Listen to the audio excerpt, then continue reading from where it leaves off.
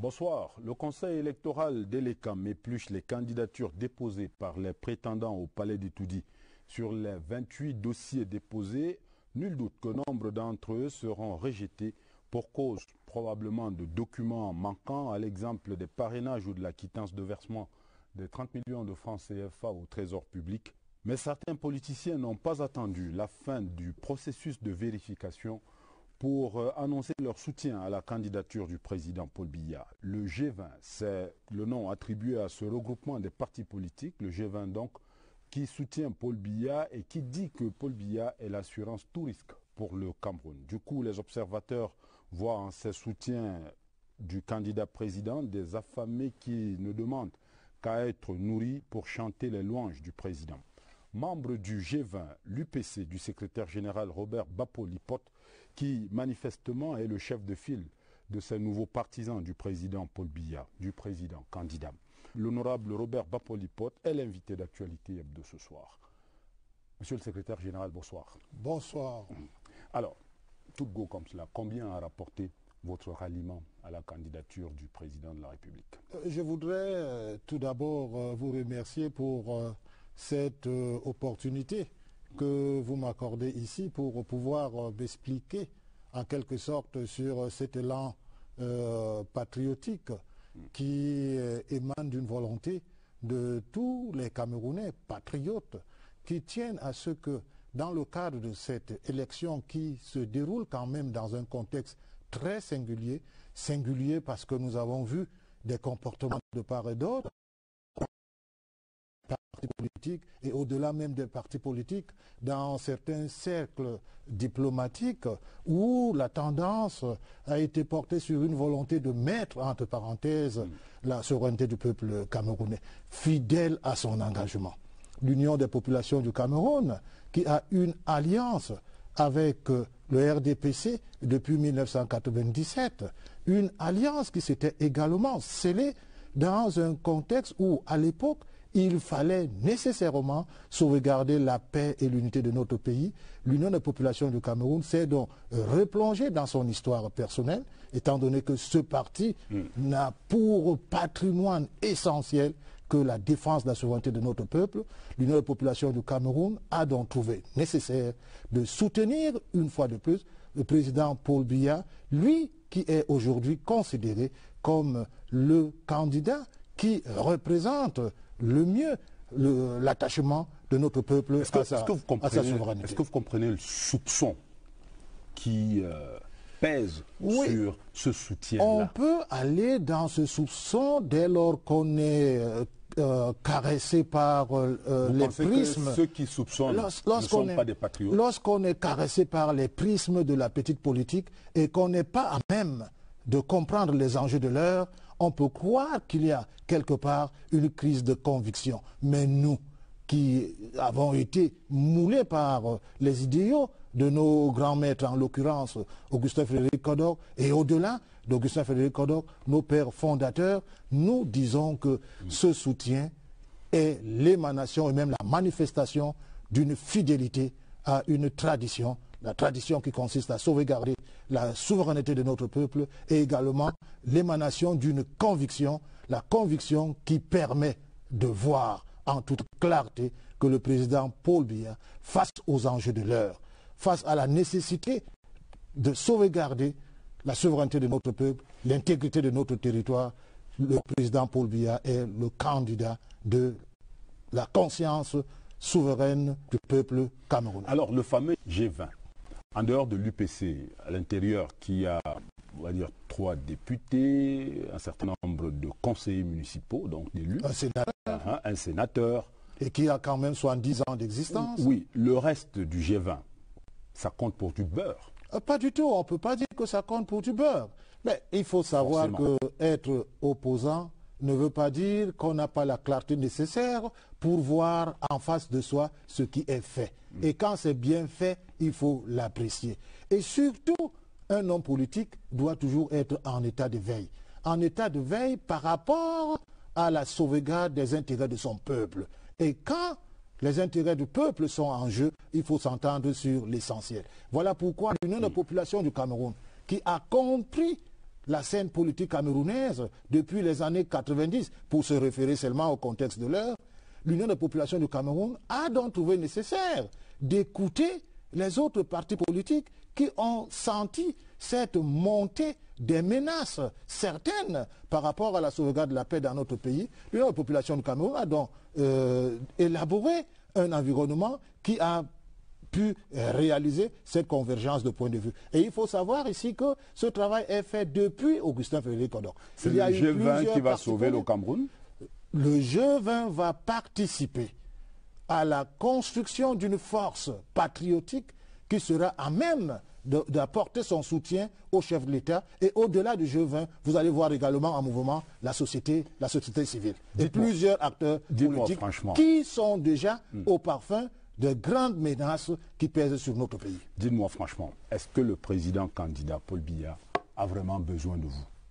Bien évidemment. Quand on voit les autres soutiens du président. Bien évidemment. Le chef de l'État qui a fait la promotion de la démocratie apaisée, bien qu'ayant le pouvoir en main, comprend très bien qu'on doit être assez fort en associant à sa force les éléments qui peuvent être très déterminants par rapport aux enjeux de l'heure. Robert Bappo-Lipote, député UPC à l'Assemblée nationale et secrétaire général de l'Union des populations du Cameroun. Alors, si on dit secrétaire général nommé de l'UPC, ça vous gêne? Ça me fait sourire tout simplement. Parce que vous savez, l'Union des populations du Cameroun est en quelque sorte le creuset même de la démocratie. Qui est Bappo-Lipote avant d'être secrétaire général de l'UPC? Bappo-Lipote est un jeune qui vient d'une famille très modeste et qui est détecté par Augustin Frédéric Odok à travers ses propres idées.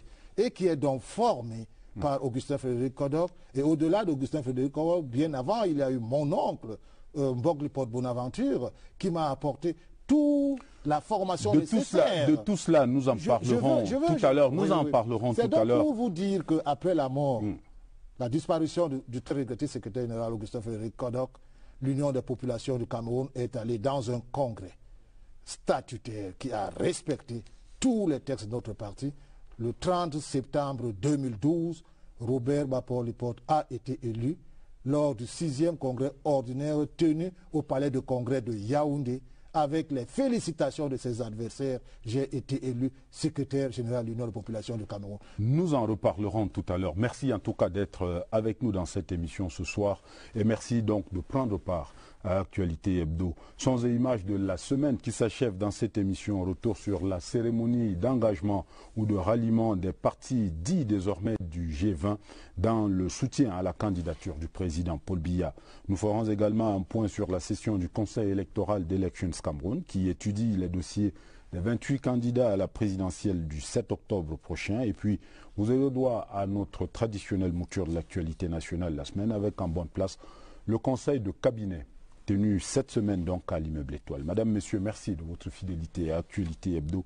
En débat ce soir, le soutien du G20 à la candidature de Paul Biya et puis honorable Bappo-Lipote. Nous parlerons aussi de l'UPC. Nous avons commencé à en parler tout à l'heure.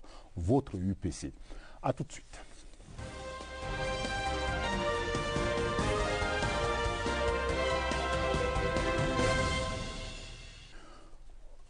Monsieur le secrétaire général, nous reparlons encore de ce soutien du G20 à la candidature du président Paul Biya. Pour en arriver à la constitution de ce groupe de soutien-là, comment est-ce qu'on vous a démarché? Qui nous a démarché? Question.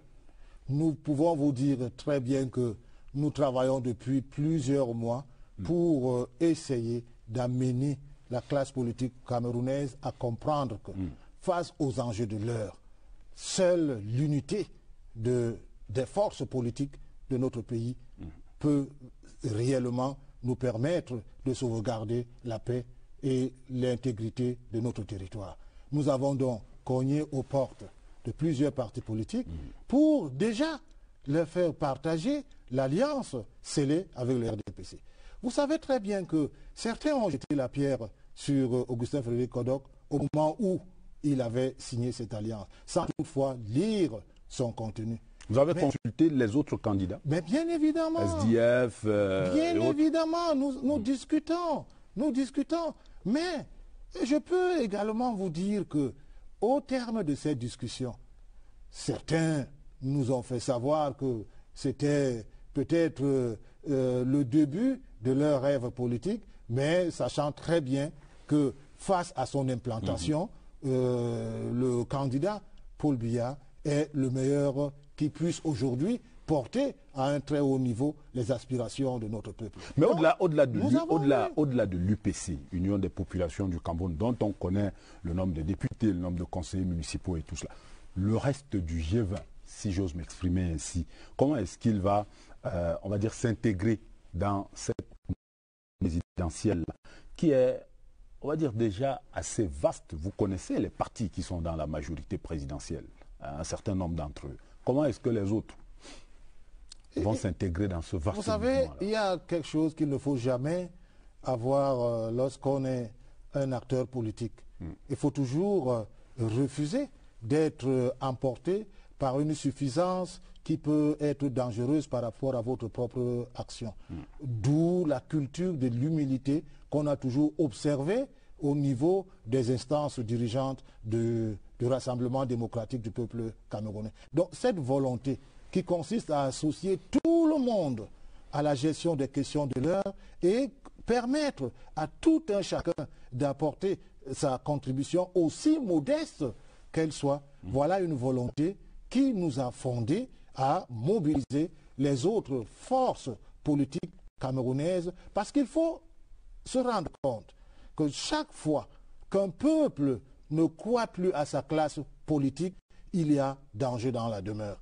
Et nous sommes très ravis de voir que, au lieu que certains partis politiques restent carrément emportés par le flux de l'extrémisme, ces partis politiques ont compris les enjeux et ont décidé de s'associer à cette mouvance apportée par l'Union des populations du Cameroun dans le cadre de son alliance avec le RDPC pour que nous puissions ratisser large et porter au niveau de RDPC et même au niveau du candidat Paul Biya toutes les aspirations de notre peuple. Et le contexte l'exige parce que nous sommes face à un devoir historique.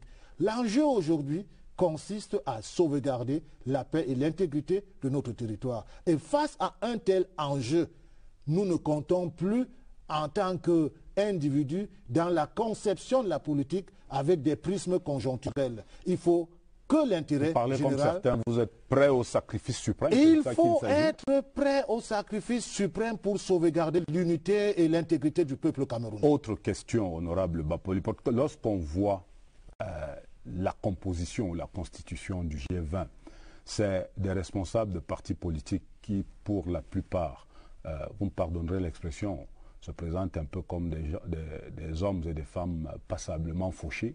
Comment vous appelez la salle dans laquelle vous vous êtes réunis pour... Ben non, heureusement que c'est une impression. Vous savez, dans la vie, il faut être à même de se sacrifier, même financièrement, pour faire triompher ses idées, aussi modestes qu'on ait ses propres moyens. Qui a payé? Mais c'est le groupe qui a pris en charge cette cérémonie parce que c'était une sortie et il fallait se sacrifier pour lancer un appel vibrant et faire montrer à la face du monde que l'engagement politique... Parce qu'il s'est dit qu'on vous a offert la salle. Mais qui suivez un peu mon regard. Mais qui offre les salles? Qui offre les salles? Et quand bien même un patriote aurait trouvé que cette cause est juste et qu'il puisse participer à la réalisation d'une telle idée noble. Qu'est-ce qu'il y a de dangereux dans cette approche? Heureusement que tel n'a pas été le cas. Les dirigeants des partis politiques, aussi modestes comme vous voulez le dire, vous reprochez à ces dirigeants de ne pas avoir peut-être plongé la main dans les fonds publics pour se donner une camisole de circonstances. Ils ne les gèrent pas de toute façon. Mais voilà, il faut donc avoir également privilège de respecter. C'est ce que vous voulez dire que ceux qui sont aux affaires mettent mettent la main dans... Nous ne disons pas que ceux qui sont aux affaires mettent nécessairement la main. Bon, moi je croyais que vous les accusiez. Nous voulons tout simplement dire que certains leaders de l'opposition camerounaise ont un passé à interroger et qui aujourd'hui passent à être des émissaires d'une certaine vertu dont les aspérités nous interpellent par rapport à leur engagement passé. Nous voulons donc dire ici qu'il ne faut pas prendre à la légère l'engagement de ces 19 partis politiques. Je puis même vous dire que, contrairement à une certaine idée que nous avons constatée à travers les réseaux sociaux, ces leaders se prennent en charge, font tout pour que la cause soit noble. Et c'est là où vous pouvez être également surpris. Vous savez que Ruben Oumniobé a été victime de telles déclarations, alors que lorsque Ruben Oumniobé va aux Nations Unies pour défendre la cause de notre peuple, à travers les villages, les populations cotisaient 10 francs, 5 francs, 25 francs pour que le billet d'avion soit trouvé afin que le peuple camerounais puisse faire un témoignage éloquent à travers son leader Ruben Oumniobé. Ça veut donc dire que lorsqu'on lutte pour une cause noble, on est prêt à se sacrifier. Je vous propose de faire un tour du côté de nos machines pour revoir encore cette cérémonie de ralliement du G20 à la candidature du président Paul Biya. Voici à ce sujet le reportage de Rodrigue Bertrand-Tueno. À la cérémonie d'annonce de leur soutien à la candidature de Paul Biya, tous les leaders ou représentants des partis impliqués ont été présentés. 20 au total. Parmi eux, Isaac Feuz, l'un des 28 candidats qui ont déposé leur dossier de candidature à Elekam, des leaders et partis connus comme Joachim Tabi Oyono de la Mecque ou encore Jean de Dieu Momo du PADEC, mais aussi des leaders et partis moins connus ou peu médiatisés. Après la présentation des leaders et des partis du collectif, l'acte de soutien, sous la forme d'une déclaration, a été lu dans les 2 langues officielles, avec en bonne place les motivations de l'initiative. Morceau choisi. Le chef de l'État réunit à notre avis les qualités et les atouts nécessaires pour maintenir la paix, la stabilité, l'unité nationale, le progrès économique et le respect du Cameroun dans le concert des nations.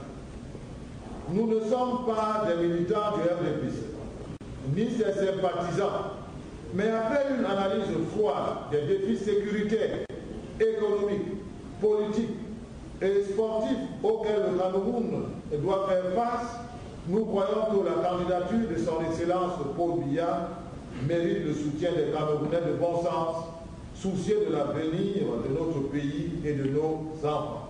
Rien n'a été dit sur la façon dont se concrétisera ce soutien, aussi bien pendant la campagne électorale que le jour du scrutin. Alors, honorable Bapolipote, on dit que votre discours de ralliement, bon, on a suivi une petite partie dans l'élément de Rodrigue Bertrand-Tueno, que ce discours semblait même plus engagé que le discours que tiennent généralement les membres du parti au pouvoir. Vous avez fait plus fort que le RDPC.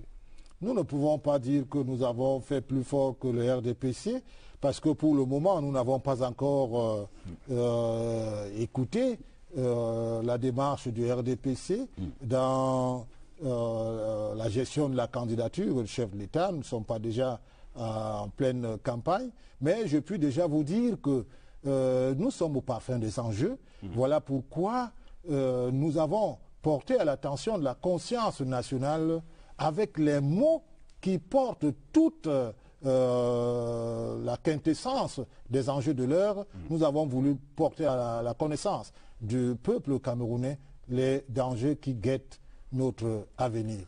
Alors justement, dans les raisons que vous invoquez pour apporter votre soutien au président Paul Biya, il y a ce qu'on appelle aujourd'hui la crise anglophone ou la crise dans les régions du nord-ouest et du sud-ouest.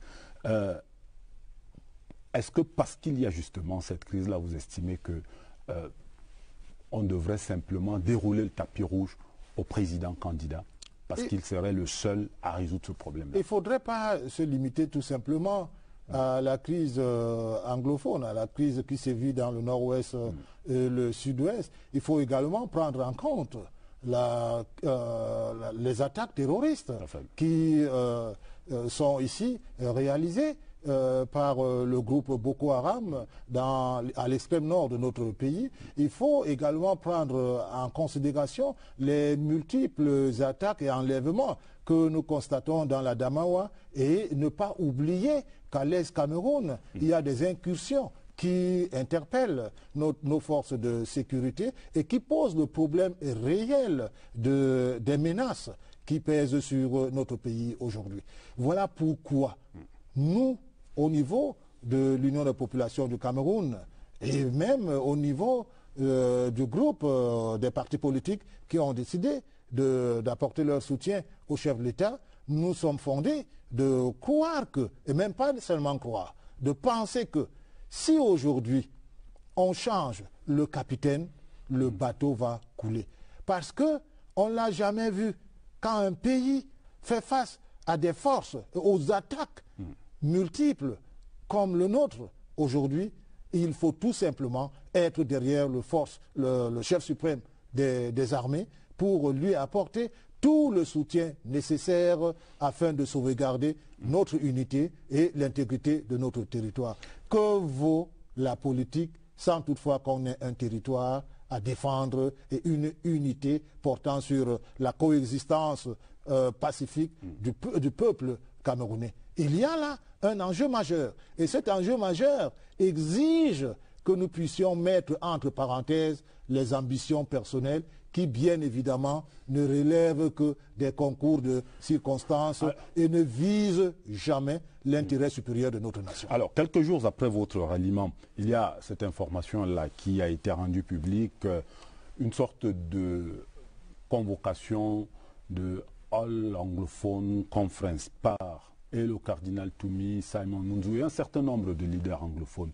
L'UPC ou le G20, vous réagissez comment à cette, on va dire, cette nouvelle donne-là, cette évolution-là dans la crise dans le nord-ouest et le sud-ouest?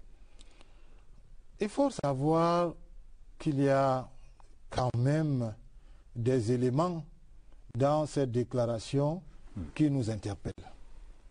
Et je ne voudrais pas être ici plus chrétien que le cardinal Toumi, pour qui j'ai beaucoup de respect. Mais je m'interroge sur les fondements d'un certain nombre d'éléments relevés dans ces arguments préalables pour la tenue de cette conférence. Je voudrais partager avec lui des éléments clés du pardon. Le pardon commence par la reconnaissance de ses péchés. Lorsque vous allez faire la confession, vous ne dites pas tout simplement bonjour au prêtre, bonjour à l'archevêque, bonjour à l'évêque ou bonjour au cardinal. Vous reconnaissez d'abord que vous avez péché et vous énumérez ces péchés, et c'est à la fin que le prêtre ou le cardinal va vous dire qu'il pardonne vos péchés au nom de Jésus-Christ. Comment faudrait-il ici amener donc l'État à libérer tout le monde sans toutefois que justice soit d'abord faite? Il y a là une forme de tricherie qui... Donc cette proposition pose problème. Elle pose problème. Je peux même vous dire que au-delà de poser problème, elle peut nous amener à réfléchir sur les ramifications intellectuelles qu'elle peut avoir, de manière innocente ou pas. C'est clairement du soupçon. On revient encore je ne dirais pas de soupçon, je dirais que c'est une méditation. Nous sommes à un moment où nous devons méditer et réfléchir sur tout ce qui est posé sur la table. Peut-être que ce sont les faiblesses de cette proposition que je suis en train de mettre en évidence, mais il faut également savoir que l'enjeu, la volonté qui peut sous-tendre les idées aujourd'hui, il faut peser tous les arguments et pour qu'il n'y ait pas des accointances qui peuvent choquer notre volonté d'être très très attachés à la gestion de notre souveraineté. Avec ou sans cette conférence, avec ou sans cette conférence, pour vous, quelle est, on va dire, la clé pour sortir de cette crise-là? Mais la clé est entre les mains de ceux qui ont pris les armes pour attaquer la République. Nulle part dans le monde, on a vu l'État reculer devant ceux qui ont pris les armes pour attaquer la République. Et à ce niveau, l'Union des populations du Cameroun réitère sa position. Il n'y a pas de négociation avec ceux qui ont pris les armes pour déjà parler d'une partition de notre territoire. Il faut savoir que ce Cameroun que nous avons en héritage a été quand même acquis avec le sang de nos martyrs. Il ne faudrait donc pas jouer avec le destin de ce pays.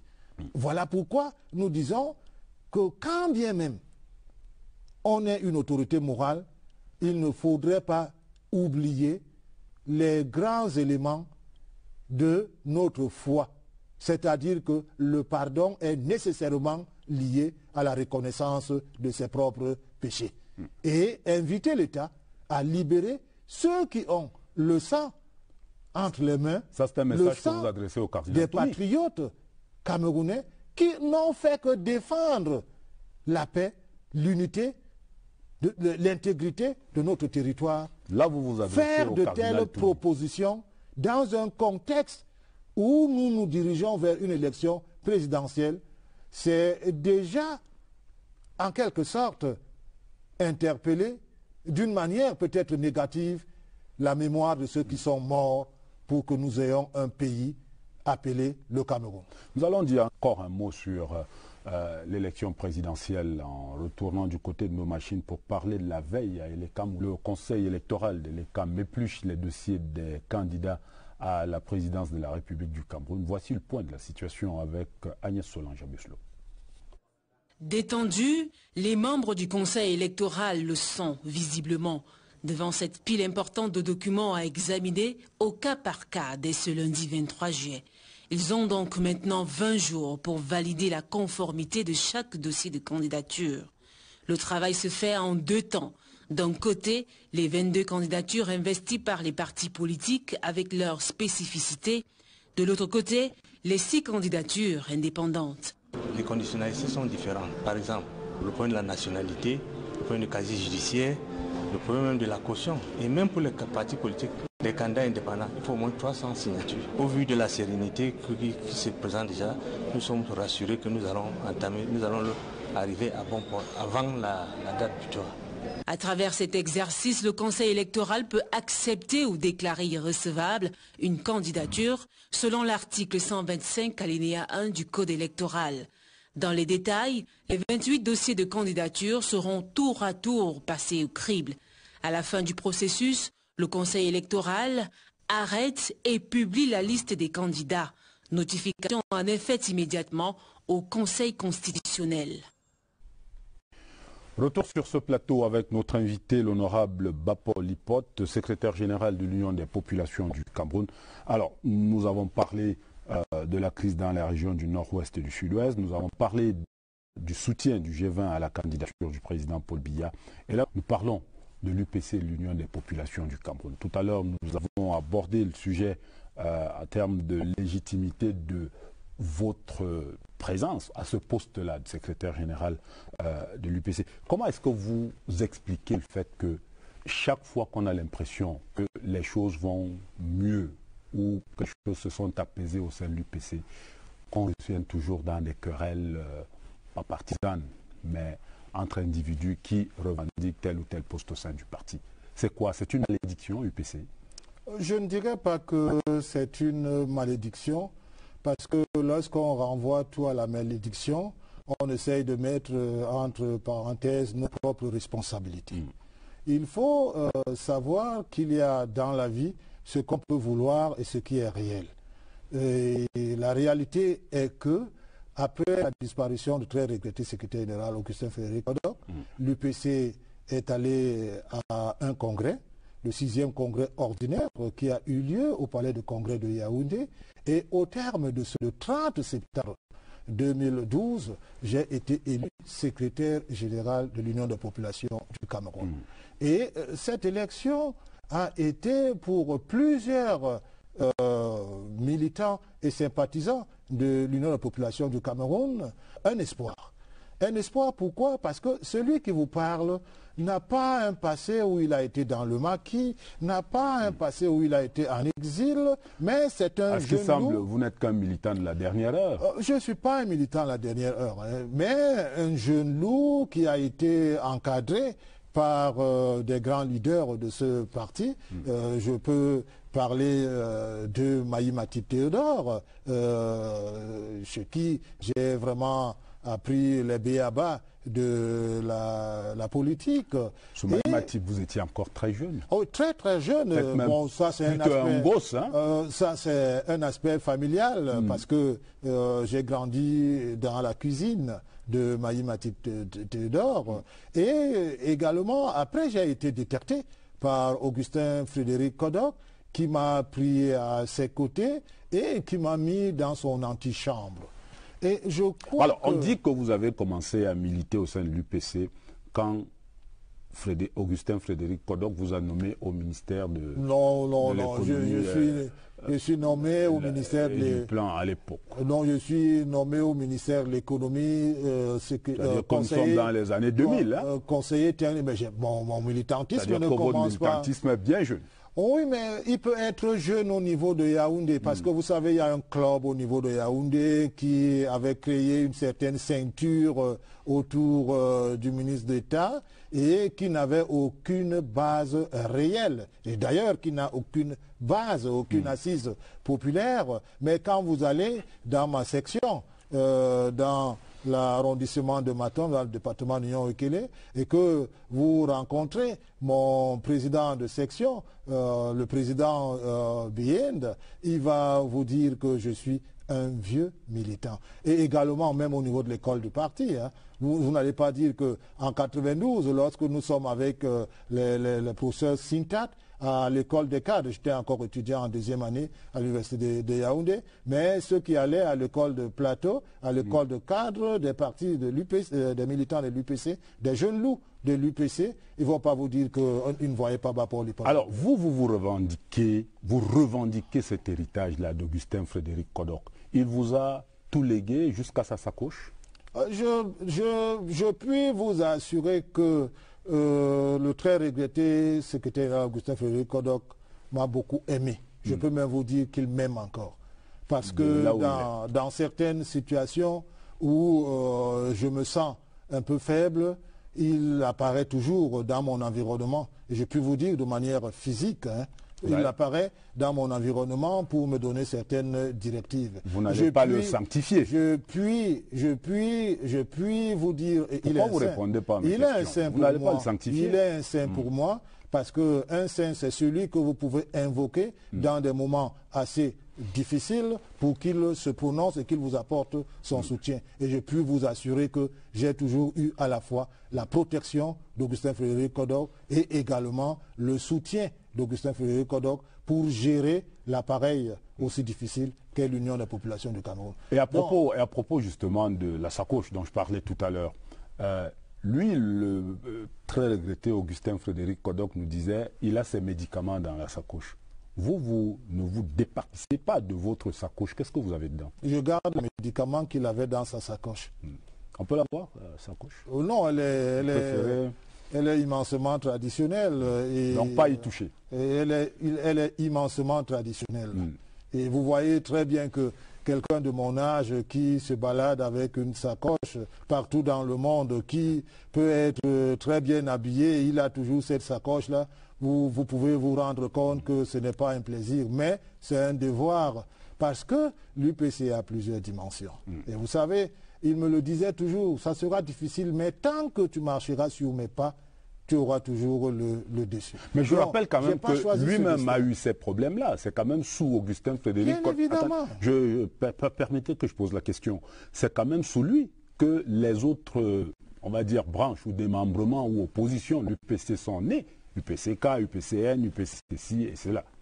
Vous continuez sur la même lancée également, c'est-à-dire que vous avancez malgré les divisions? Mais il faut voir qu'est-ce qu'Augustin Frédéric Kodok a apporté au parti.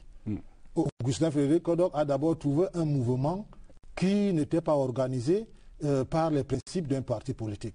Il a créé au niveau de l'UPC une mutation qui a transformé ce mouvement en un parti politique, tel que Nelson Mandela l'a fait avec l'ANC pour accéder au pouvoir. Depuis Augustin Frédéric Kodok, l'UPC est un parti politique. C'est-à-dire que Augustin Frédéric Kodok a organisé l'approche politique de l'UPC pour participer à la gestion du pouvoir. Et comment est-ce que vous expliquez donc toute cette division-là depuis Augustin Frédéric Kodok, justement, et ça n'a pas changé? Les divisions depuis Augustin Frédéric Kodok partent d'un fait. Vous avez ceux qui sont restés avec l'esprit mouvement dans leur approche, qui ne veulent pas entendre que le Cameroun est déjà indépendant. Savez-vous qu'on a certains camarades qui pensent que nous ne sommes pas indépendants et qu'il faille lutter pour réaliser la vraie indépendance du Cameroun, alors qu'il n'y aura plus jamais un moment dans ce pays où on va dire c'est aujourd'hui que nous allons célébrer l'avènement de l'indépendance du Cameroun. Donc, un fait est là. Nous avons suivi avec Augustin Frédéric Kodok une voie qui nous permet d'être dans un espace où, dans un cadre institutionnel, l'Union des populations du Cameroun mène son combat. Voilà pourquoi, avec Augustin Frédéric Kodok, vous allez voir, même après sa mort, vous avez vu que lorsque nous avons pris le parti comme secrétaire général du l'UPC, un an jour pour jour, nous sommes allés aux élections. Et pendant que nous allions aux élections, ces gens qui nous combattent ont fabriqué les cartons rouges et qu'ils ont lancé partout où on battait campagne. Mais malgré cela, nous avons ramené le parti. À l'Assemblée nationale, nous avons ramené le parti à la tête des mairies. Nous croyons à la vie politique moderne. Et nous disons à ces camarades qu'il y a eu une époque où l'adversaire, c'était le colon. Aujourd'hui, nous sommes entre les Camerounais. Il faut redéfinir. C'est-à-dire qu'au sein de l'UPC, l'adversaire aujourd'hui, c'est qui? Parce que régulièrement, on parle du potentiel de ce parti-là. Ouais. Et on le dit souvent, uni, l'UPC ferait un raz-de-marée dans certaines zones de ce pays au niveau des élections et tout ce qu'on veut. Mais vous n'y arrivez pas pour cause de division interne. C'est quoi le problème? Le problème majeur, c'est que certains camarades se trompent d'ennemis, si on peut avoir l'ennemi en politique. Certains camarades ont également une vision religion de la politique, alors que la politique est une science qui exige de nous un certain réalisme dans la lecture des enjeux. Et à partir de là, lorsque vous avez tout simplement une approche qui vous éloigne de la réalité. C'est-à-dire que vous êtes absolument d'accord avec ce qu'Augustin Frédéric Kodok disait. Mais bien évidemment. Il y a 15-20 ans aujourd'hui, s'il faut s'accrocher à un serpent, je m'y accroche. Mais, pour que le parti, pour que moi-même puisse bénéficier de... C'est pas pour que le parti, pour que moi-même, c'est pour que le Cameroun avance. C'est pour que le Cameroun avance. Vous voyez très bien qu'il y a eu dans ces regroupements-là une idée par rapport à l'élection présidentielle de 2018, où certains ont commencé à parler de gouvernement d'union nationale de transition, les mêmes concepts qu'on retrouvait au niveau de la déstabilisation Honorable de la Libye. Vous permettez que je pose la question. C'est une question idéologique. Attendez. Permettez-moi de vider ce contentieux idéologique. S'il vous plaît, ça va vous permettre peut-être, ça nous permettra d'avancer. Vous permettez que je pose la question. Ceux qui ont demandé le gouvernement d'union nationale étaient des militants de l'UPC. Transition. Oui, de transition. Comme si nous n'allions pas C'était des militants de l'UPC. Non.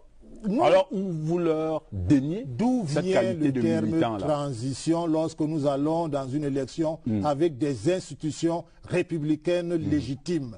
Le Cameroun n'est pas un pays qui est en guerre, déstabilisé, où il faille envisager une transition. La question que je pose, est-ce que ceux-là ne sont pas membres d'une frange, si j'ose dire, de l'Union des populations? Ils sont restés ancrés dans les principes de mouvement qui ont une autre approche. Ils ne sont pas UPCistes. Quelle est l'approche de ces principes de mouvement? Ces principes de mouvement, c'est qu'ils ne croient pas aux élections. Il faut être sincère. Vous savez, M. Ibrahim Chérif, aujourd'hui, on ne peut pas avancer masqué dans ce pays. Si vous avancez masqué dans ce pays, comme on le voit dans la conférence anglophone qui doit se tenir à Bamenda, à Boya, je veux dire, il ne faut pas être masqué dans ce pays. Si on aime le Cameroun, il faut avoir la clarté dans les idées. Et quelle est la clarté dans les idées aujourd'hui? Il y a ceux qui pensent que les élections ne peuvent pas être crédibles pour consolider notre vivre ensemble. Et nous qui croyons que depuis le retour au multipartisme, beaucoup a été fait pour que ce pays reste stable et vive dans la paix. Et ces derniers qui ne croient pas aux élections croient bien au contraire à la préparation de la masse pour aller dans un soulèvement populaire et à la prise du pouvoir. Eh bien, nous qui avons un passé, nous qui connaissons très bien à travers l'histoire ce qui s'est passé dans ce pays, nous disons que ça ne se passera pas avec l'Union des populations du Cameroun. Voilà pourquoi nous exécutons à la lettre le testament politique que nous a légué Augustin Frédéric Kodok et menons notre combat dans l'alliance avec le RDPC. Nous allons faire un autre arrêt pour regarder la mouture du reste de l'actualité nationale de la semaine et nous reviendrons sur cette discussion tout à l'heure. Dès janvier 2019, un ensemble de principes devront s'appliquer dans la gestion des finances publiques au Cameroun. Des principes regroupés en 5 piliers qui ont tous trait à la transparence et à la bonne gouvernance dans le secteur. Le ministre des Finances qui a exposé sur le sujet au conseil de cabinet que présidait le Premier ministre chef du gouvernement a illustré son propos en prenant pour exemple le budget. Le budget, c'est une autorisation que le Parlement fait. Le Parlement autorise le gouvernement, les pouvoirs publics, a dit voilà les ressources que je mets à votre disposition et vous devez les utiliser de la manière la plus efficiente. Et maintenant, la redevabilité, c'est que le gouvernement doit donc dire au Parlement comment il les utilise. Autre exigence posée par la loi portant code de transparence et de bonne gouvernance dans les finances publiques, tout comme la loi portant nouveau régime financier de l'État, l'intégrité des acteurs. Ainsi, tout agent public ou élu du peuple impliqué dans la chaîne de la dépense est désormais astreint à l'obligation de déclaration du patrimoine, tant en début qu'en fin de mandat ou de fonction. Directive du chef du gouvernement au ministre des Finances, lui soumettre dans les meilleurs délais les textes d'application de ces deux lois.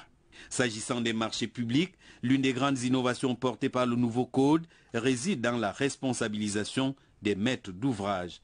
Désormais, les maîtres d'ouvrage passent tous leurs marchés sans seuil, sous réserve que certains seuils de marchés élevés vont faire l'objet d'une revue, mais en dehors de cette revue qui veut que les commissions centrales donnent un avis favorable ou non sur les marchés importants, en dehors de ces réserves-là, les maîtres d'ouvrage passent désormais tous leurs marchés.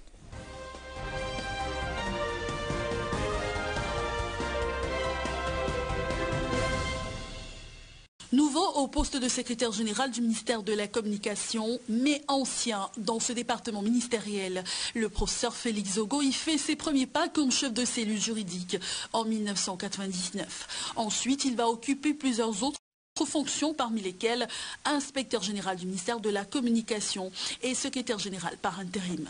L'enseignant et chercheur est par ailleurs titulaire d'un doctorat en sciences de l'information et de la communication de l'Université de droit d'économie et des sciences sociales Panthéon, Assas Paris 2.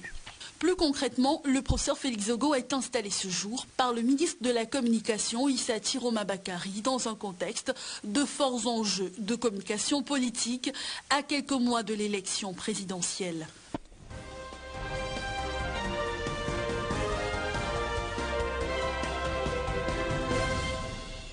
Ce sont eux qui constituent la crème ou la fine fleur de la CRTV. Ils sont soit des directeurs centraux, soit des directeurs ou encore des chefs de station. Le succès de la couverture de l'élection présidentielle du 7 octobre prochain par la CRTV passe absolument par leur appropriation du plan de couverture. Charles Ndongo fixe le cap, montre la voie et déblaye le chemin du succès. Nous n'aurons pas tout ce qu'il faut, mais nous avons l'essentiel de ce qu'il nous faut. Notre professionnalisme, notre engagement citoyen et républicain, ainsi que notre volonté d'élève. Et cela est assez bien assis. Et cela est bien assez pour atteindre nos objectifs. Voilà qui est clair comme l'eau de roche. Très attendu à la faveur de cette élection présidentielle, CRTV News, le bébé de la CRTV qui doit prouver par neuf qu'aux âmes bien nées, la valeur n'attend point le nombre des années. Les stations régionales dont tous les chefs prennent part aux travaux des Bolova sont un maillon fort du succès de la CRTV qui, plus que jamais, doit être au cœur de la nation. Rien n'est laissé au hasard, d'où les présences des experts en audiovisuel et en communication qui renforcent le professionnalisme des séminaristes. La CRTV doit être d'abord consciente de ses forces et il y en a beaucoup. Il y a de bons professionnels, il y a une bonne expérience, il y a la couverture du territoire, il y a aussi l'ouverture au monde avec par exemple le CRTV News, avec le web, mais avec les chaînes traditionnelles. En guise de conclusion, le DG de la CRTV dira que ce sont les événements qui construisent la notoriété des grandes chaînes de radio et de télévision. C'est dire si la CRTV est à 1000 lieues de brader sa très grande notoriété lors de la présidentielle dont le point d'orgue a lieu le 7 octobre prochain. Honorable Bapolipo, revenons à nos moutons, si j'ose dire. Nous parlons de l'UPC et de l'action de l'UPC dans le champ politique camerounais. Vous parlez beaucoup de cette alliance UPC-RDPC. Vous vous concertez régulièrement? Bien évidemment. Bien évidemment, je puis vous assurer que nous avons toujours des séances de travail. La dernière, c'était quand? La dernière n'a même pas un mois, où nous avions déjà eu à nous concerter par rapport à l'élection présidentielle du 7 octobre. C'est quoi les termes cachés? C'est quoi les termes cachés de cette alliance-là? C'est-à-dire que vous offrez l'UPC sur un plateau en argent ou RDPC? Cette alliance n'a jamais eu de termes cachés. Parce que nous avons vulgarisé l'alliance. Nous avons mis l'alliance à la disposition de tous les militants et sympathisants de l'Union des populations du Cameroun. Je puis vous assurer que si vous avez le Sénat aujourd'hui au Cameroun, cela est prescrit dans l'Alliance. Si vous avez les régions aujourd'hui au Cameroun, cela est prescrit dans l'Alliance. Si vous avez la révision des missions des services de renseignement et de sécurité, cela est prévu dans l'Alliance. Les nouvelles institutions que vous avez aujourd'hui, à savoir le Conseil constitutionnel et autres, et même l'ECAM. Oui, mais tous les partis politiques peuvent revendiquer ça. Dans l'Alliance. Mais non, tout le monde peut revendiquer ça. Ça a été signé, ça a été signé que c'était un préalable pour la signature de l'Alliance UPC-RDPC. Nous sommes d'ailleurs très ravis de voir que plusieurs éléments de cette alliance sont déjà mis en place dans le processus actuel. Donc, ce n'est pas une alliance qui est ici contre les intérêts de l'UPC. L'alliance, en réalité, constitue un instrument de participation de l'Union des populations du Cameroun à la construction d'un Cameroun uni, fort et prospère. Est-ce que dans les termes cachés, je le répète comme ça, peut-être que je m'aventure là-dessus, dans les termes cachés de cette alliance-là, il n'est pas également dit que l'UPC ne présentera jamais de candidat à l'élection présidentielle? Ah non, il n'est écrit nulle part que l'UPC ne présentera jamais de candidat à l'élection présidentielle. C'est qu'on le constate année après année, mandat après mandat. Il est quand même établi en toute sincérité que être candidat à une élection présidentielle au Cameroun, ce n'est pas tout simplement une volonté de garnir sa carte de visite, qu'on puisse voir un jour sur votre carte de visite que vous avez été candidat. Mais il est établi que la politique, c'est également un devoir pour les leaders que nous sommes d'analyser toujours le rapport de force. Au moment où je vous parle, l'Union des populations du Cameroun, certes, à travers mon mandat et à l'Assemblée nationale et dans les mairies et au Sénat, mais l'Union des populations du Cameroun n'a pas encore relevé un autre défi, celui qui consiste à réorganiser les structures de base de notre parti et à se déployer sur tout l'étendue du territoire pour après envisager de manière évidente. À également unir ou réunifier les diverses tendances du parti. Je puis déjà profiter de cette relance pour vous dire que nous ouvrons toutes les portes. Elles sont grandement ouvertes aux camarades qui comprennent les enjeux de l'heure. Je puis d'ailleurs vous signaler déjà que depuis 2 semaines, les camarades qui se sont trompés hier se retrouvent avec nous. Je sors de Douala où une équipe a été mise sur pied pour lancer déjà ce que nous appelons le redressement de l'Union des populations du Cameroun. Qui est le président du bureau exécutif de l'UPC? Non, le président du bureau du comité directeur. Oui, le bureau du comité directeur. Cette précision. Ça, c'est il faut cette précision parce que... Enfin, pour simplifier, qui est le président de ce bureau? Au moment où je vous parle, le président du bureau du comité directeur de l'Union des populations du Cameroun, c'est Aladji Baba Garba. Alors, donc, pour continuer... la tendance, il y a un nom que vous refusez de prononcer depuis un bon moment sur ce plateau, c'est le docteur Baleguel. Quels sont les rapports que vous avez? Vous êtes tous membres de l'UPC ou alors vous êtes des adversaires politiques, clairement? Moi, je n'ai pas d'adversaire en politique, parce que avoir un adversaire, ça veut dire que vous concevez la politique comme une arène. Vous voyez bien où je vais en venir. Moi, quelle est la démarche que vous faites en direction de ces autres membres de l'UPC-là? Un mandat. Le 30 septembre 2012.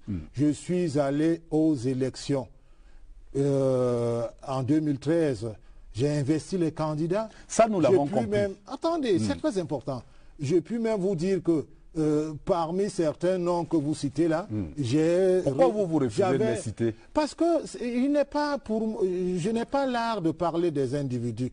Parce que chacun a une vie privée. Ce n'est pas une histoire de gestion des individualités ou des égos des uns et des autres. Vous prononcez le nom de ceux qui sont de votre côté. Pour continuer, je puis vous assurer que lorsque nous avons ramené l'UPC à l'Assemblée nationale et dans les mairies, j'ai demandé à ses camarades, dont vous citez les noms, de revenir dans la maison. Moi, j'ai pas de problème. De revenir dans la maison, bien qu'ayant jeté partout les cartons rouges contre nos listes, j'ai demandé qu'ils reviennent dans la maison pour qu'on aille sur le terrain remercier les militants et les sympathisants pour ce grand retour de l'Union des populations du Cameroun.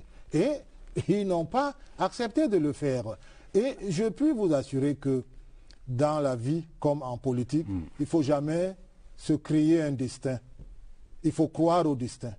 Et lorsque le destin se réalise ou vous utilise comme un instrument, c'est à ce moment-là que vous devez mobiliser votre être pour donner le meilleur de vous-même afin que ce qui est réalisé comme événement dans votre petite vie soit utile au reste de la population. Il ne faut pas s'imposer, se créer une volonté. Il y a aussi un élément majeur.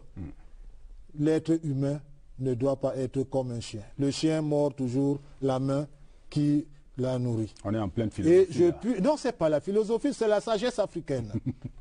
Et je puis vous dire que j'ai fait un constat. Tous ceux qui ont combattu Augustin Frédéric Kodok, qui les a créés, ceux qu'il a créés, nous tous il nous a créés, il nous a donné une chance dans la vie. Ceux qui se sont retournés contre Augustin Frédéric Kodok, croyant qu'après sa mort, ils vont s'asseoir sur sa chaise, ces derniers sont fougueux aujourd'hui parce que le destin d'Augustin Frédéric Kodok, le choix d'Augustin Frédéric Kodok s'est réalisé. Mais vous êtes assis sur sa chaise. Mais oui, mais je ne l'ai jamais combattu. Il m'a choisi.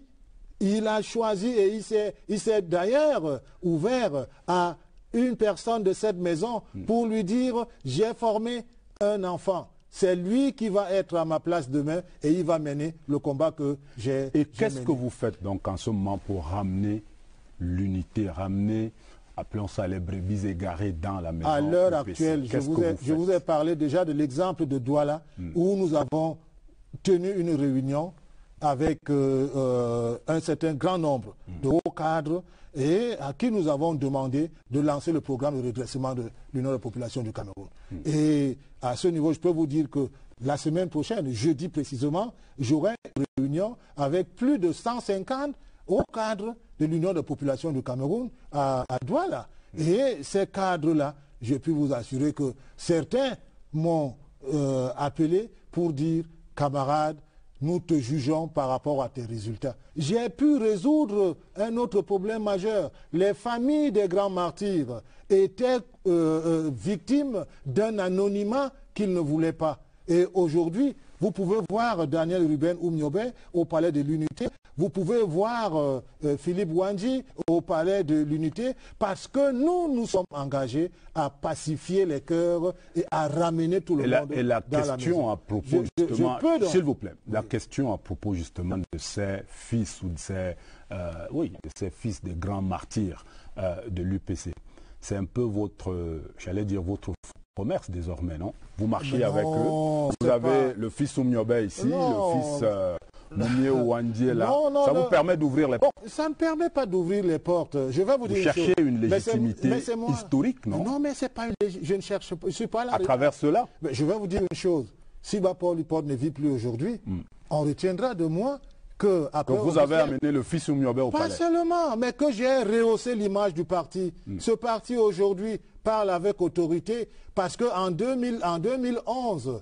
lorsque le très regretté secrétaire général disparaît, ce parti n'est pas à l'Assemblée nationale, ce parti n'est pas au Sénat, ce parti n'est pas à la tête de 7 mairies comme aujourd'hui. Vous voyez également que le 13 septembre 2017, j'ai inauguré à Libélingoy, là où Oumniobé a été assassiné, un monument érigé à son nom, un monument qui a coûté des dizaines de millions. Et vous allez sur le terrain, en termes de mon mandat comme député, vous allez voir que je construis les salles de classe, je participe à la vie quotidienne des populations, et je peux vous dire que ce qui se passe dans un petit club à Yaoundé, Bapor Lipot est bien assis à la base. Bapor Lipot n'a jamais eu une logique conflictuelle avec les camarades du parti, parce que je n'ai pas un objectif individuel à atteindre. Je voudrais que l'Union des populations du Cameroun participe activement à la sauvegarde de l'unité du Cameroun et l'intégrité de notre territoire. Et pour finir, à ce niveau, le pardon est le mieux indiqué.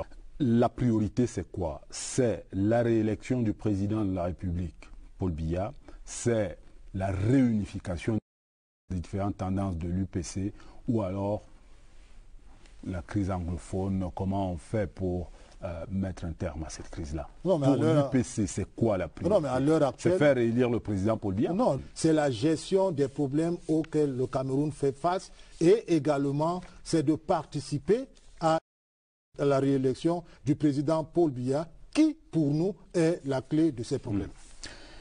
Honorable Robert Bapor Lipot, secrétaire général de l'UPC, par ailleurs député à l'Assemblée nationale du Cameroun, vous étiez l'invité d'Actualité Hebdo et merci de votre participation. C'est moi qui vous remercie, et d'ailleurs, je puis vous assurer que je suis un produit de la communication.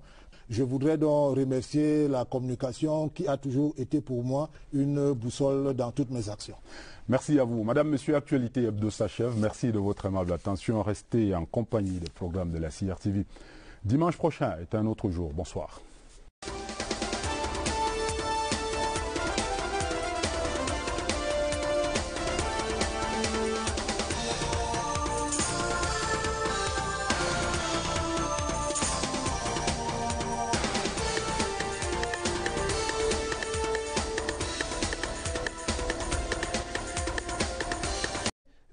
D'apporter leur soutien au chef de l'État, nous sommes fondés de croire que, et même pas seulement croire, de penser que si aujourd'hui on change le capitaine, le bateau va couler. Parce qu'on ne l'a jamais vu. Quand un pays fait face à des forces, aux attaques multiples comme le nôtre aujourd'hui, il faut tout simplement être derrière le chef suprême des armées, pour lui apporter tout le soutien nécessaire afin de sauvegarder notre unité et l'intégrité de notre territoire. Que vaut la politique sans toutefois qu'on ait un territoire à défendre et une unité portant sur la coexistence pacifique du peuple camerounais? Il y a là un enjeu majeur, et cet enjeu majeur exige que nous puissions mettre entre parenthèses les ambitions personnelles qui, bien évidemment, ne relèvent que des concours de circonstances et ne visent jamais l'intérêt supérieur de notre nation. Alors, quelques jours après votre ralliement, il y a cette information-là qui a été rendue publique, une sorte de convocation de All Anglophone Conference par et le cardinal Toumi, Simon Munzou et un certain nombre de leaders anglophones. L'UPC ou le G20, vous réagissez comment à cette, on va dire, cette nouvelle donne-là, cette évolution-là dans la crise dans le nord-ouest et le sud-ouest? Il faut savoir qu'il y a quand même des éléments dans cette déclaration qui nous interpellent. Et je ne voudrais pas être ici plus chrétien que le cardinal Toumi, pour qui j'ai beaucoup de respect.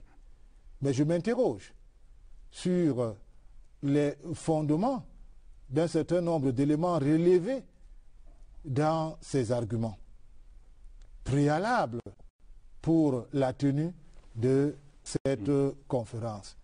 Je voudrais partager avec lui des éléments clés du pardon. Le pardon commence par la reconnaissance de ses péchés.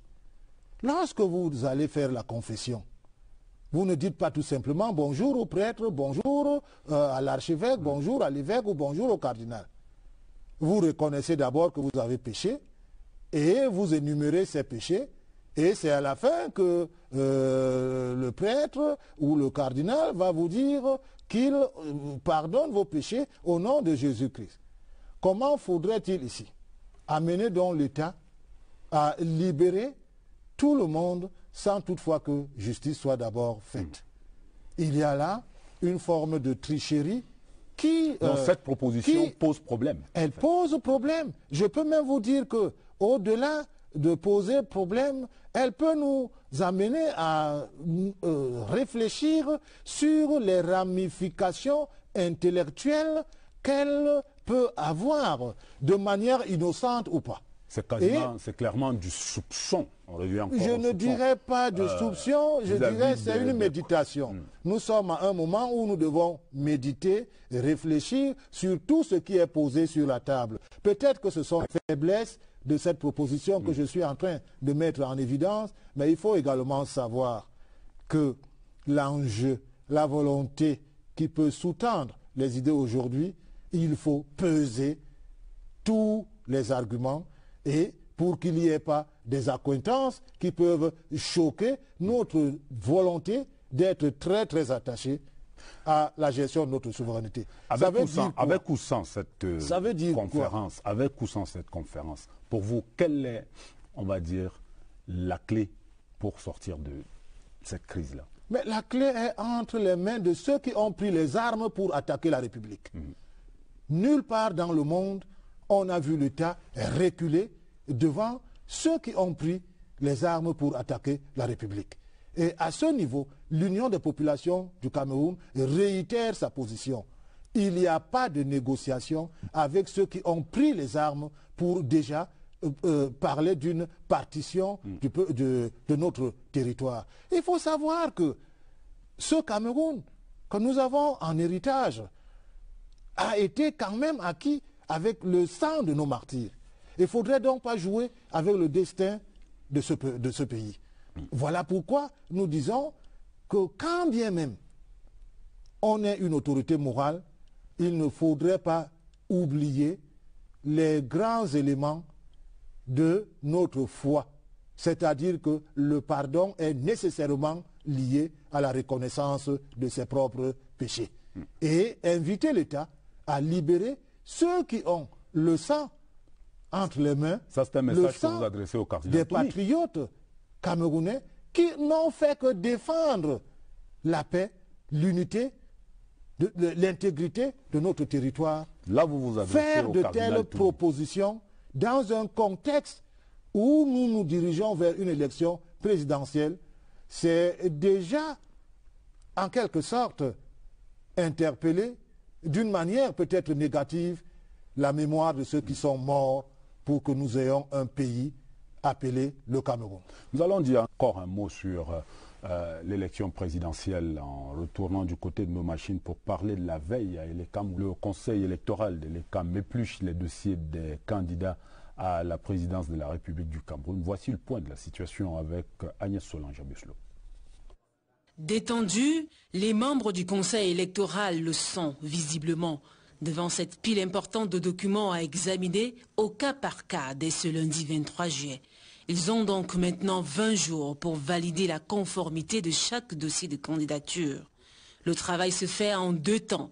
D'un côté, les 22 candidatures investies par les partis politiques avec leurs spécificités. De l'autre côté, les 6 candidatures indépendantes. Les conditionnalités sont différentes. Par exemple, le point de la nationalité, le point de casier judiciaire, le point même de la caution. Et même pour les partis politiques, les candidats indépendants, il faut au moins 300 signatures. Au vu de la sérénité qui se présente déjà, nous sommes rassurés que nous allons arriver à bon port avant la date butoir. À travers cet exercice, le Conseil électoral peut accepter ou déclarer irrecevable. Faire triompher ses idées aussi modestes qu'on ait ses propres moyens. Payé? Mais c'est le groupe qui a pris en charge cette cérémonie parce que c'était une sortie et il fallait se sacrifier pour lancer un appel vibrant et faire montrer à la face du monde que l'engagement politique... Parce qu'il s'est dit qu'on vous a offert la salle. Mais qui suivez un peu mon regard. Mais qui offre les salles? Qui offre les salles? Et quand bien même un patriote aurait trouvé que cette cause est juste et qu'il puisse participer à la réalisation d'une telle idée noble, qu'est-ce qu'il y a de dangereux dans cette approche? Heureusement que tel n'a pas été le cas. Les dirigeants des partis politiques, aussi modestes comme vous voulez le dire, vous reprochez à ces dirigeants de ne pas avoir peut-être plongé la main dans les fonds publics pour se donner une camisole de circonstances. Ils ne les gèrent pas de toute façon. Mais voilà, il faut donc avoir également le privilège de respecter. C'est ce que vous voulez dire, que ceux qui sont aux affaires mettent la main dans... Nous ne disons pas que ceux qui sont aux affaires mettent nécessairement la main. Bon, moi je croyais que vous les accusiez. Nous voulons tout simplement dire que certains leaders de l'opposition camerounaise ont un passé à interroger et qui aujourd'hui passent à être des émissaires d'une certaine vertu dont les aspérités nous interpellent par rapport à leur engagement passé. Nous voulons donc dire ici qu'il ne faut pas prendre à la légère l'engagement de ces 19 partis politiques. Je puis même vous dire que, contrairement à une certaine idée que nous avons constatée à travers les réseaux sociaux, ces leaders se prennent en charge, font tout pour que la cause soit noble. Et c'est là où vous pouvez être également surpris. Vous savez que Ruben Oumniobé a été victime de telles déclarations, alors que lorsque Ruben Oumniobé va aux Nations Unies pour défendre la cause de notre peuple, à travers les villages, les populations cotisaient 10 francs, 5 francs, 25 francs pour que le billet d'avion soit trouvé afin que le peuple camerounais puisse faire un témoignage éloquent à travers son leader Ruben Oumniobé. Ça veut donc dire que lorsqu'on lutte pour une cause noble, on est prêt à se sacrifier. Je vous propose de faire un tour du côté de nos machines pour revoir encore cette cérémonie de ralliement du G20 à la candidature du président Paul Biya. Voici à ce sujet le reportage de Rodrigue Bertrand-Tuel. À la cérémonie d'annonce de leur soutien à la candidature de Paul Biya, tous les leaders ou représentants des partis impliqués ont été présentés. 20 au total. Parmi eux, Isaac Feuze, l'un des 28 candidats qui ont déposé leur dossier de candidature à Elekam, des leaders et partis connus comme Joachim Tabi Oyono de la Mecque ou encore Jean de Dieu Momo du PADEC, mais aussi des leaders et partis moins connus ou peu médiatisés. Après la présentation des leaders et des partis du collectif, l'acte de soutien, sous la forme d'une déclaration, a été lu dans les 2 langues officielles, avec en bonne place les motivations de l'initiative. Morceau choisi. Le chef de l'État réunit à notre avis les qualités et les atouts nécessaires pour maintenir la paix, la stabilité, l'unité nationale, le progrès économique et le respect du Cameroun dans le concert des nations. Nous ne sommes pas des militants du RDPC, ni ses sympathisants, mais après une analyse froide des défis sécuritaires, économiques, politiques et sportifs auxquels le Cameroun doit faire face, nous croyons que la candidature de son Excellence Paul Biya mérite le soutien des Camerounais de bon sens, soucieux de l'avenir de notre pays et de nos enfants. Rien n'a été dit sur la façon dont se concrétisera ce soutien, aussi bien pendant la campagne électorale que le jour du scrutin. Alors, honorable Bapoli Pot, on dit que votre discours de ralliement, bon, on a suivi une petite partie dans l'élément de Rodrigue Bertrand Tueno, que ce discours semblait même plus engagé que le discours que tiennent généralement les membres du parti au pouvoir. Vous avez fait plus fort que le RDPC. Nous ne pouvons pas dire que nous avons fait plus fort que le RDPC, parce que pour le moment, nous n'avons pas encore écouté la démarche du RDPC dans la gestion de la candidature du chef de l'État. Nous ne sommes pas déjà en pleine campagne, mais je puis déjà vous dire que nous sommes au parfum des enjeux. Voilà pourquoi nous avons porté à l'attention de la conscience nationale avec les mots qui portent toute la quintessence des enjeux de l'heure. Nous avons voulu porter à la connaissance du peuple camerounais les dangers qui guettent notre avenir. Alors justement, dans les raisons que vous invoquez pour apporter votre soutien au président Paul Biya, il y a ce qu'on appelle aujourd'hui la crise anglophone ou la crise dans les régions du nord-ouest et du sud-ouest. Est-ce que parce qu'il y a justement cette crise-là, vous estimez que on devrait simplement dérouler le tapis rouge au président candidat parce qu'il serait le seul à résoudre ce problème-là? Il ne faudrait pas se limiter tout simplement à la crise anglophone, à la crise qui sévit dans le nord-ouest et le sud-ouest. Il faut également prendre en compte les attaques terroristes qui sont ici réalisées par le groupe Boko Haram à l'extrême nord de notre pays. Il faut également prendre en considération les multiples attaques et enlèvements que nous constatons dans la Damawa et ne pas oublier qu'à l'Est Cameroun, il y a des incursions qui interpellent nos forces de sécurité et qui posent le problème réel des menaces qui pèsent sur notre pays aujourd'hui.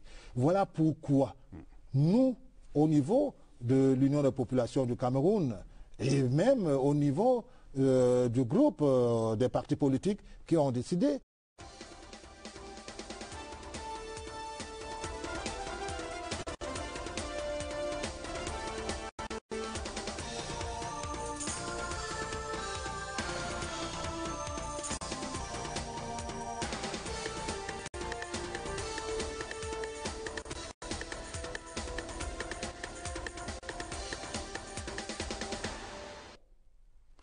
Bonsoir. Le Conseil électoral d'Elekam épluche les candidatures déposées par les prétendants au Palais d'Itoudi. Sur les 28 dossiers déposés, nul doute que nombre d'entre eux seront rejetés pour cause probablement de documents manquants, à l'exemple des parrainages ou de la quittance de versement de 30 millions de francs CFA au Trésor public. Mais certains politiciens n'ont pas attendu la fin du processus de vérification pour annoncer leur soutien à la candidature du président Paul Biya. Le G20, c'est le nom attribué à ce regroupement des partis politiques, le G20 donc, qui soutient Paul Biya et qui dit que Paul Biya est l'assurance tout risque pour le Cameroun. Du coup, les observateurs voient en ces soutiens du candidat président des affamés qui ne demandent qu'à être nourris pour chanter les louanges du président. Membre du G20, l'UPC du secrétaire général Robert Bapoli Pot, qui manifestement est le chef de file de ces nouveaux partisans du président Paul Biya, du président candidat. L'honorable Robert Bapoli Pot est l'invité d'actualité de ce soir. Monsieur le secrétaire général, bonsoir. Bonsoir. Alors, tout go comme cela, combien a rapporté votre ralliement à la candidature du président de la République? Je voudrais tout d'abord vous remercier pour cette opportunité que vous m'accordez ici pour pouvoir m'expliquer en quelque sorte sur cet élan patriotique qui émane d'une volonté de tous les Camerounais patriotes qui tiennent à ce que dans le cadre de cette élection qui se déroule quand même dans un contexte très singulier parce que nous avons vu des comportements de part et d'autre, partis politiques et au-delà même des partis politiques, dans certains cercles diplomatiques où la tendance a été portée sur une volonté de mettre, entre parenthèses, la souveraineté du peuple camerounais, fidèle à son engagement. L'Union des populations du Cameroun, qui a une alliance avec le RDPC depuis 1997, une alliance qui s'était également scellée dans un contexte où, à l'époque, il fallait nécessairement sauvegarder la paix et l'unité de notre pays.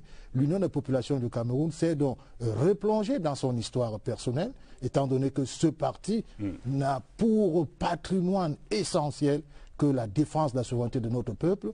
L'Union des populations du Cameroun a donc trouvé nécessaire de soutenir, une fois de plus, le président Paul Biya, lui qui est aujourd'hui considéré comme le candidat qui représente le mieux l'attachement de notre peuple à sa souveraineté. Est-ce que vous comprenez le soupçon qui pèse sur ce soutien-là? On peut aller dans ce soupçon dès lors qu'on est caressé par les prismes. Ceux qui soupçonnent ne sont pas des patriotes. Lorsqu'on est caressé par les prismes de la petite politique et qu'on n'est pas à même de comprendre les enjeux de l'heure, on peut croire qu'il y a quelque part une crise de conviction. Mais nous, qui avons été moulés par les idéaux de nos grands maîtres, en l'occurrence Augustin Frédéric Kodor, et au-delà d'Augustin Frédéric Kodor, nos pères fondateurs, nous disons que ce soutien est l'émanation et même la manifestation d'une fidélité à une tradition, la tradition qui consiste à sauvegarder la souveraineté de notre peuple, et également l'émanation d'une conviction, la conviction qui permet de voir en toute clarté que le président Paul Biya, face aux enjeux de l'heure, face à la nécessité de sauvegarder la souveraineté de notre peuple, l'intégrité de notre territoire, le président Paul Biya est le candidat de la conscience souveraine du peuple camerounais. Alors le fameux G20, en dehors de l'UPC, à l'intérieur, qui a, on va dire, 3 députés, un certain nombre de conseillers municipaux, donc d'élus, un sénateur. Et qui a quand même 70 ans d'existence. Oui, le reste du G20, ça compte pour du beurre. Pas du tout, on ne peut pas dire que ça compte pour du beurre. Mais il faut savoir qu'être opposant ne veut pas dire qu'on n'a pas la clarté nécessaire pour voir en face de soi ce qui est fait. Et quand c'est bien fait, il faut l'apprécier. Et surtout, un homme politique doit toujours être en état de veille. En état de veille par rapport à la sauvegarde des intérêts de son peuple.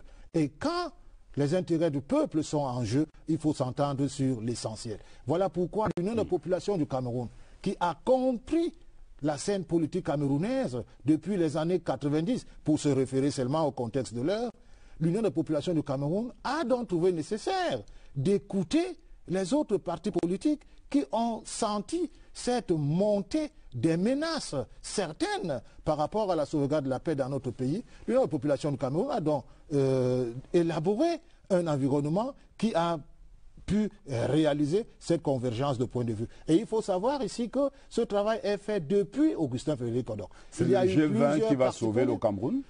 Le G20 va participer à la construction d'une force patriotique qui sera à même d'apporter son soutien au chef de l'État. Et au-delà du G20, vous allez voir également en mouvement la société civile. Et plusieurs acteurs politiques qui sont déjà au parfum de grandes menaces qui pèsent sur notre pays. Dites-moi franchement, est-ce que le président candidat Paul Biya a vraiment besoin de vous? Bien évidemment. Quand on voit les autres soutiens du président. Bien évidemment. Le chef de l'État qui a fait la promotion de la démocratie apaisée, bien qu'ayant le pouvoir en main, comprend très bien qu'on doit être assez fort en associant à sa force les éléments qui peuvent être très déterminants par rapport aux enjeux de l'heure. Robert Bappo-Lipote, député UPC à l'Assemblée nationale et secrétaire général de l'Union des populations du Cameroun. Alors, si on dit secrétaire général nommé de l'UPC, ça vous gêne? Ça me fait sourire tout simplement. Parce que vous savez, l'Union des populations du Cameroun est en quelque sorte le creuset même de la démocratie, qui est Bapor Lipote avant d'être secrétaire général de l'UPC. Bapor Lipote est un jeune qui vient d'une famille très modeste et qui est détecté par Augustin Frédéric Kodok à travers ses propres idées. Et qui est donc formé par Augustin Frédéric Kodok. Et au-delà d'Augustin Frédéric Kodok, bien avant, il y a eu mon oncle, Mbok Lipote Bonaventure, qui m'a apporté toute la formation nécessaire. De tout cela, nous en parlerons tout à l'heure. Nous en parlerons tout à l'heure. C'est donc pour vous dire qu'après la mort, la disparition du très regretté secrétaire général Augustin Frédéric Kodok, l'Union des populations du Cameroun est allée dans un congrès statutaire qui a respecté tous les textes de notre parti. Le 30 septembre 2012, Robert Bapor Lipote a été élu lors du 6e congrès ordinaire tenu au palais de congrès de Yaoundé. Avec les félicitations de ses adversaires, j'ai été élu secrétaire général de l'Union des populations du Cameroun. Nous en reparlerons tout à l'heure. Merci en tout cas d'être avec nous dans cette émission ce soir. Et merci donc de prendre part à Actualité Hebdo. Sons et images de la semaine qui s'achève dans cette émission. Retour sur la cérémonie d'engagement ou de ralliement des partis dits désormais du G20 dans le soutien à la candidature du président Paul Biya. Nous ferons également un point sur la session du Conseil électoral d'Elections Cameroun qui étudie les dossiers des 28 candidats à la présidentielle du 7 octobre prochain. Et puis, vous avez droit à notre traditionnelle mouture de l'actualité nationale la semaine avec en bonne place le conseil de cabinet tenu cette semaine donc à l'immeuble Étoile. Madame, Messieurs, merci de votre fidélité à Actualité Hebdo. En débat ce soir, le soutien du G20 à la candidature de Paul Biya et puis honorable Bapor Lipote. Nous parlerons aussi de l'UPC. Nous avons commencé à en parler tout à l'heure. Votre UPC. A tout de suite.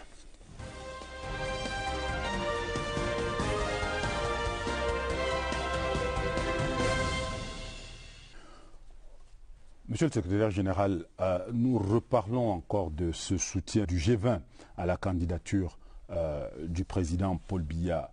Pour en arriver à la constitution de ce groupe de soutien-là, comment est-ce qu'on vous a démarché?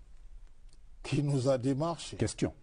Nous pouvons vous dire très bien que nous travaillons depuis plusieurs mois pour essayer d'amener la classe politique camerounaise à comprendre que face aux enjeux de l'heure, seule l'unité des forces politiques de notre pays peut réellement nous permettre de sauvegarder la paix et l'intégrité de notre territoire. Nous avons donc cogné aux portes de plusieurs partis politiques pour déjà leur faire partager l'alliance scellée avec le RDPC. Vous savez très bien que certains ont jeté la pierre sur Augustin Frédéric Kodok au moment où il avait signé cette alliance, sans toutefois lire son contenu. Vous avez consulté les autres candidats? Mais bien évidemment. SDF bien évidemment, nous discutons. Mais je peux également vous dire que au terme de cette discussion, certains nous ont fait savoir que c'était peut-être le début de leur rêve politique, mais sachant très bien que face à son implantation, le candidat Paul Biya est le meilleur qui puisse aujourd'hui porter à un très haut niveau les aspirations de notre peuple. Mais au-delà de l'UPC, Union des populations du Cameroun, dont on connaît le nombre de députés, le nombre de conseillers municipaux et tout cela, le reste du G20, si j'ose m'exprimer ainsi, comment est-ce qu'il va, on va dire, s'intégrer dans cette présidentielle qui est, on va dire, déjà assez vaste? Vous connaissez les partis qui sont dans la majorité présidentielle, un certain nombre d'entre eux. Comment est-ce que les autres vont s'intégrer dans ce vaste mouvement-là? Vous savez, il y a quelque chose qu'il ne faut jamais avoir lorsqu'on est un acteur politique. Il faut toujours refuser d'être emporté par une suffisance qui peut être dangereuse par rapport à votre propre action. D'où la culture de l'humilité qu'on a toujours observée au niveau des instances dirigeantes du Rassemblement démocratique du peuple camerounais. Donc cette volonté qui consiste à associer tout le monde à la gestion des questions de l'heure et permettre à tout un chacun d'apporter sa contribution aussi modeste qu'elle soit. Voilà une volonté qui nous a fondés à mobiliser les autres forces politiques camerounaises, parce qu'il faut se rendre compte que chaque fois qu'un peuple ne croit plus à sa classe politique, il y a danger dans la demeure. Et nous sommes très ravis de voir que, au lieu que certains partis politiques restent carrément emportés par le flux de l'extrémisme, ces partis politiques ont compris les enjeux et ont décidé de s'associer à cette mouvance apportée par l'Union des populations du Cameroun dans le cadre de son alliance avec le RDPC pour que nous puissions ratisser large et porter au niveau de RDPC et même au niveau du candidat Paul Biya toutes les aspirations de notre peuple. Et le contexte l'exige parce que nous sommes face à un devoir historique. L'enjeu aujourd'hui consiste à sauvegarder la paix et l'intégrité de notre territoire. Et face à un tel enjeu, nous ne comptons plus en tant qu'individus dans la conception de la politique avec des prismes conjoncturels. Il faut que l'intérêt général... Comme certains, vous êtes prêts au sacrifice suprême. Il faut être prêt au sacrifice suprême pour sauvegarder l'unité et l'intégrité du peuple camerounais. Autre question, honorable Bapoli, lorsqu'on voit la composition ou la constitution du G20, c'est des responsables de partis politiques qui, pour la plupart, vous me pardonnerez l'expression, se présentent un peu comme des hommes et des femmes passablement fauchés. Comment vous appelez la salle dans laquelle vous vous êtes réunis pour... Ben non, heureusement que c'est une impression. Vous savez, dans la vie, il faut être à même de se sacrifier, même financièrement, pour... Une candidature selon l'article 125 alinéa 1 du Code électoral. Dans les détails, les 28 dossiers de candidature seront tour à tour passés au crible. À la fin du processus, le Conseil électoral arrête et publie la liste des candidats. Notification en est faite immédiatement au Conseil constitutionnel. Retour sur ce plateau avec notre invité, l'honorable Bapoli Pot, secrétaire général de l'Union des populations du Cameroun. Alors, nous avons parlé de la crise dans les régions du nord-ouest et du sud-ouest. Nous avons parlé du soutien du G20 à la candidature du président Paul Biya. Et là, nous parlons de l'UPC, l'Union des populations du Cameroun. Tout à l'heure, nous avons abordé le sujet en termes de légitimité de votre présence à ce poste-là de secrétaire général de l'UPC. Comment est-ce que vous expliquez le fait que chaque fois qu'on a l'impression que les choses vont mieux ou que les choses se sont apaisées au sein de l'UPC, qu'on revient toujours dans des querelles, pas partisanes, mais entre individus qui revendiquent tel ou tel poste au sein du parti? C'est quoi? C'est une malédiction, UPC? Je ne dirais pas que c'est une malédiction, parce que lorsqu'on renvoie tout à la malédiction, on essaye de mettre entre parenthèses nos propres responsabilités. Il faut savoir qu'il y a dans la vie ce qu'on peut vouloir et ce qui est réel. Et la réalité est que, après la disparition du très regretté secrétaire général Augustin Frédéric Kodok, l'UPC est allé à un congrès, le 6e congrès ordinaire qui a eu lieu au palais de congrès de Yaoundé. Et au terme de ce 30 septembre 2012, j'ai été élu secrétaire général de l'Union des populations du Cameroun. Et cette élection a été pour plusieurs militants et sympathisants de l'Union des populations du Cameroun un espoir. Un espoir, pourquoi? Parce que celui qui vous parle n'a pas un passé où il a été dans le maquis, n'a pas un passé où il a été en exil, mais c'est un jeune loup. Vous n'êtes qu'un militant de la dernière heure. Je ne suis pas un militant de la dernière heure, mais un jeune loup qui a été encadré par des grands leaders de ce parti. Je peux parler de Maïmati Théodore, chez qui j'ai vraiment appris les b.a.-ba de la politique. Maïmati, vous étiez encore très jeune. Oh, très très jeune. Bon, ça c'est un aspect. Un gosse, hein? Ça c'est un aspect familial parce que j'ai grandi dans la cuisine de Maïmati Théodore et également après j'ai été détecté par Augustin Frédéric Kodok qui m'a pris à ses côtés et qui m'a mis dans son antichambre. Et je crois Alors, on dit que vous avez commencé à militer au sein de l'UPC quand Augustin Frédéric Kodok vous a nommé au ministère de Non, je suis nommé au ministère du plan à l'époque. Non, je suis nommé au ministère de l'économie, comme nous sommes dans les années 2000. Conseiller technique, mais mon militantisme ne commence pas. Votre militantisme est bien jeune. Oui, mais il peut être jeune au niveau de Yaoundé, parce que vous savez, il y a un club au niveau de Yaoundé qui avait créé une certaine ceinture autour du ministre d'État et qui n'avait aucune base réelle. Et d'ailleurs, qui n'a aucune base, aucune assise populaire. Mais quand vous allez dans ma section, dans l'arrondissement de Maton, dans le département d'Union-Okele, et que vous rencontrez mon président de section, le président Biend, il va vous dire que je suis un vieux militant. Et également, même au niveau de l'école du parti, hein, vous n'allez pas dire qu'en 92, lorsque nous sommes avec le professeur Sintat, à l'école des cadres, j'étais encore étudiant en deuxième année à l'université de Yaoundé, mais ceux qui allaient à l'école de Plateau, à l'école de cadres des partis de l'UPC, des militants de l'UPC, des jeunes loups de l'UPC, ils ne vont pas vous dire qu'ils ne voyaient pas Bapor Lipa. Alors vous revendiquez cet héritage-là d'Augustin Frédéric Kodok. Il vous a tout légué jusqu'à sa sacoche? Je puis vous assurer que le très regretté secrétaire Augustin Frédéric Kodok m'a beaucoup aimé. Je peux même vous dire qu'il m'aime encore.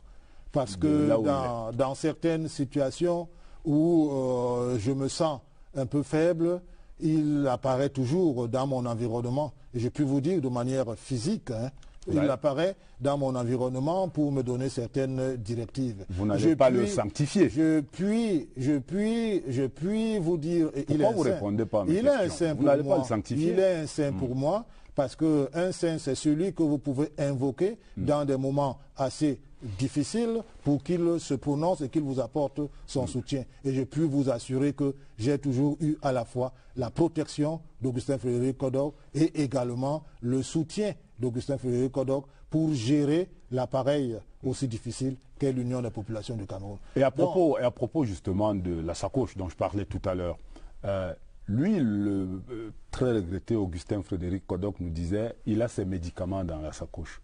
Vous ne vous départissez pas de votre sacoche. Qu'est-ce que vous avez dedans? Je garde les médicaments qu'il avait dans sa sacoche.